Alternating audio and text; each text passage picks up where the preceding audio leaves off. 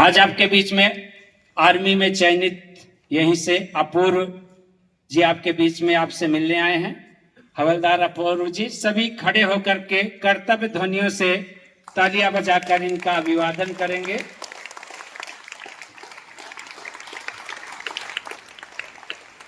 भारत माता की।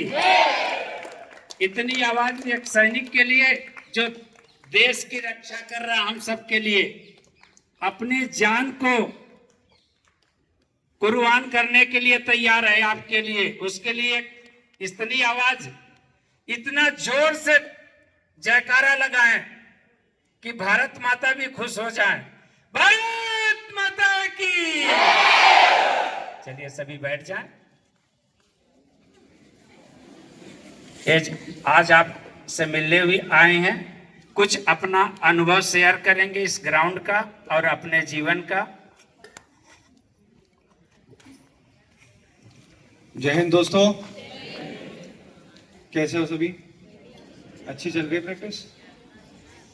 चलिए तो मैं अपने बारे में थोड़ा बता देता हूँ। मैं अपूर्व शर्मा हूँ और कोविड के पहले हमारा जब यहाँ पर कोई भी यहाँ पर कोचिंग इंस्टीट्यूट नहीं थे इंदौर में, उससे भी पहले हम यहाँ चयनित हो चुके थे इंडियन आर्मी में। और मैं कोर ऑफ सिग्नल्स रेजिमेंट में हूँ इंडियन आर्मी की, जो कम्युनिकेशन, नेटवर्किंग और आपका टेलीकॉम जितना भी रहता है दूर संचार के माध्यम, उससे डील करता है। तो मैं ये बताना चाहूँगा कि अभी जो आप प्रैक्टिस कर रहे हैं, हम भी कोविड के भी पहले से, काफ़ी साल पहले से यहाँ पर वो प्रैक्टिस करे आ रहे हैं। और इंदौर में कुछ जब यहाँ पर कोई भी फिजिकल सेंटर मतलब चलाता नहीं था, यहाँ कोई मार्गदर्शन देने वाला नहीं था, कुछ आर्मी के रिटायर्ड लोग थे जो कहीं ग्राउंड में गाइडेंस करते थे।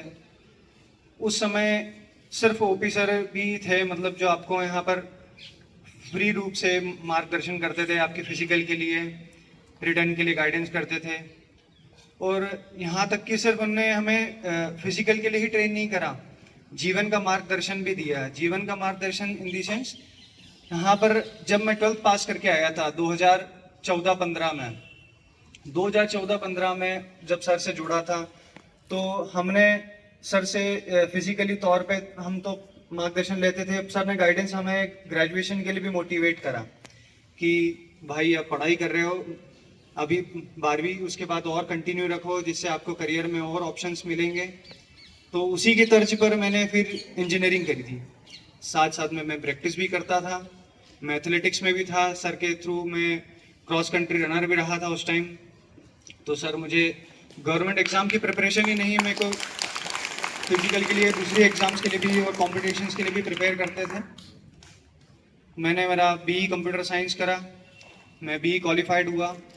बीई क्वालिफाई करने के बाद मैं इंजीनियरिंग में गया, और इंजीनियरिंग में जाने के बाद, इंजीनियरिंग के बाद भी फिर मैंने इस सपने को अपनी आंखों से ओझल नहीं होने दिया, उसे कंटिन्यू प्रैक्टिस करता रहा। मेरे साथ यहाँ पर प्रैक्टिस करने वाले काफ़ी लोग थे जो सिलेक्ट होके जा चुके हैं सर के मार्गदर्शन में। और आज सब अच्छी रैंक्स पे, मतलब सेकंड प्रमोशन सबने ले चुके हैं मेरे साथ वाले। हमने भी इन 5 सालों में हमारी इंटरनल एग्ज़ाम्स होती हैं, मेरा ग्रेजुएशन का फ़ायदा उठाते हुए मैंने भी इंटरनल एग्ज़ाम्स दी। और आज मैं जो 20 साल में या 15 साल में इंडियन आर्मी में जो रैंक अचीव करते हैं एज इन ओआर रैंक में हवलदार की, वो मैंने पोजीशन अटेन कर ली है इन्हीं 5 सालों में। तो मैं अभी 6ठा साल लग जाएगा मुझे, पर मैं अभी से हवलदार हूँ। इसके बाद सिर्फ 2 रैंक और बचती है ओआर रैंक में, नायब सूबेदार और सूबेदार, जो कि जेसीओ कैडर की रैंक होती है। तो सिर्फ वो 2 रैंक्स बची हैं अगर मैं ओआर रैंक की बात करूँगा तो। ओवरऑल मतलब यही बताना चाहूँगा कि आप यहाँ पर आ रहे हैं तो उसका सर के अंडर मार्गदर्शन में तो उसका फ़ायदा उठाएं। सर क्योंकि आपको यहाँ पर आपके घुटनों से नहीं, फिजिकली ही नहीं, दिल से और दिमाग से भी आपको मजबूत करते हैं। उनका मकसद आपको सिलेक्शन दिलाने से नहीं है, वो आगे जीवन में आपको और मार्गदर्शन करते रहेंगे। जैसे कि मैंने कहा कि मैं जब आया था 12th पास करा था, तो वहाँ पर करियर गाइडेंस भी करा। उनसे आप जुड़े रहेंगे तो आपको आगे जीवन में और भी आगे लेके जाएंगे। मैं आजीवन की जब छोटी छोटी और एग्जाम्स देता हूँ, मैं एज एन ऑफिसर का भी एग्जाम दिया, जैसे कि पिछले ही साल में भी कॉन्फ्रेंस आउट हुआ एसएसबी के। यहाँ पे बहुत सारे ग्रेजुएट होंगे, उन्हें पता है कि आर्मी में ऑफिसर रैंक की भी एग्जाम्स होती हैं।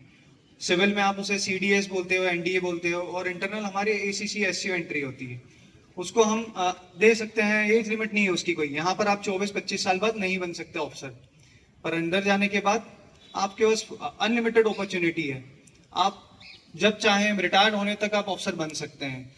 तो उसके लिए मैं अभी भी प्रेरित होने के लिए, सर अंदर ऑर्गेनाइजेशन में तो नहीं है, पर मुझे जब भी छुट्टी आते हैं तो मॉरल इतना बूस्ट कर देते, जब भी मॉरल डाउन होता है थोड़ा कि सर इस बार भी मेरा सिलेक्शन नहीं हुआ एज एन ऑफिसर, क्योंकि मैं उसके लिए तत्पर हूँ कि आज भी मेरे को अंदर प्रमोशन, अभी मैं इतने रैंक तक आ गया तो अंदर बैठा नहीं रहना है, मुझे और ऊपर ऊंचाइयों तक जाना है। सर का नाम और रोशन करना, हमारे माँ बाप का नाम और रोशन करना है, इस ग्रुप का। जब मैं ऊपर जाऊंगा तो यहाँ सब पता चलेगा। जब मैं जितना प्रमोट होता जाऊंगा, इस ग्रुप का हमेशा बखान करूंगा, हर जगह बताऊंगा। क्यों? क्योंकि मेरी नींव है, यहीं से मैं उठा हूँ, पला हूँ, बड़ा हूँ।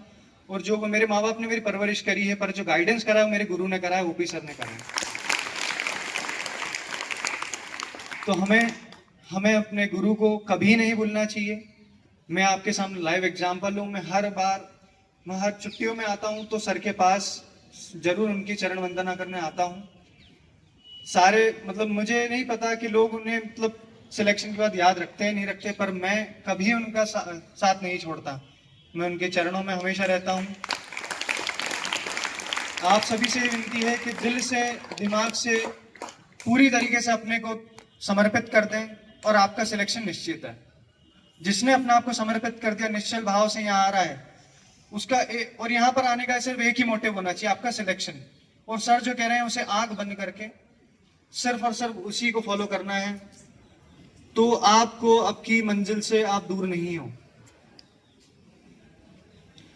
हमारे साथ के और भी सिलेक्टेड लोग थे यहाँ पर अभी छुट्टी पे आए हुए हैं। मैं उनको भी बुलाता, जिससे आप लोग और मोटिवेट होते, उनकी बातें सुनते। तो okay sir, thank you so much sir. जय हिंद सर, जय हिंद सभी को।